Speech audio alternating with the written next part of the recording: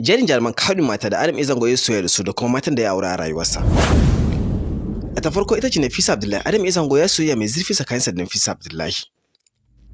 Sannan kuma a ta biyu muna da Fati Washa. Adam A Zango ya soyayya tsakaninsa da Fati Washa, daga karshe dai su ma sun rabu. Sai kuwa Zainab Indomie. Adam A Zango ya yi soyayya da jaruma Zainab Indomie, ita ma sun rabu. Jerin matan da ya aura su ne akwai Amina, ita ce ta haifa masa babban ɗansa mai suna Haidar. Sannan muna da mai suna Aisha da take ‘yar uwarsa ce ta jini. Sannan idan muka zo akwai Maryam Ebiola, jaruma ce a masana'antar Kannywood, daga ƙarshe su ma dai sun rabu. Sai kuma Adam A Zango ya garzo kasar Kamaru har Gaundare ya je auro wata mai suna Ummul Kulsum, ta haifa masa ɗiya sun rabu.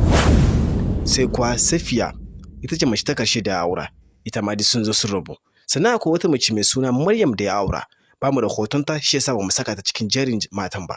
Mun gode.